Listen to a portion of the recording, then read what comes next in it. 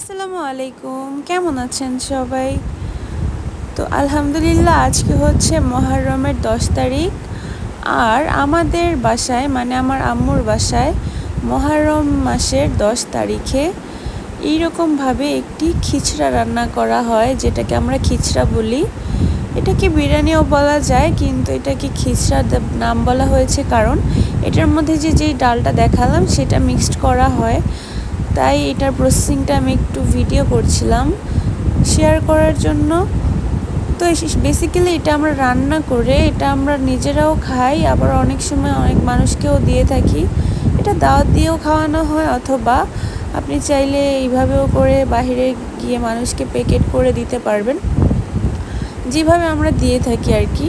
তো এটা হচ্ছে যে আমার আম্মু বলছিল যে আজকে হচ্ছে মহররমের 10 তারিখ, আমাকে আর আমার আব্বুকে আগেই বলে দিয়েছিল যে তোমরা সকাল করেই চলে এসো, এখানেই খাওয়া দাওয়া করবে আর কিছু মানুষকেও দিতে হবে।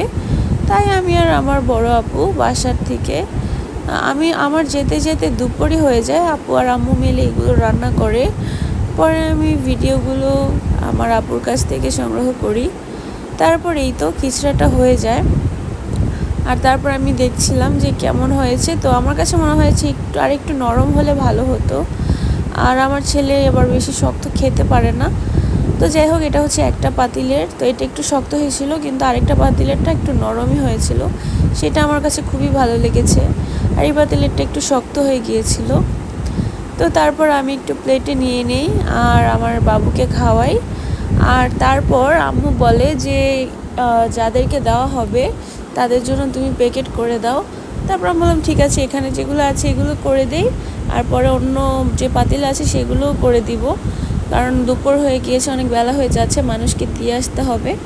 তারপরে আমি এভাবে করে এক একটা করে প্যাকেটে ভরে নিচ্ছিলাম। আর এই তো এরকম করে আমি এক একটা ব্যাগ করে এগুলো প্যাক করে নিচ্ছিলাম। তো আজকে এই পর্যন্তই, ভালো থাকবেন, আল্লাহ হাফেজ।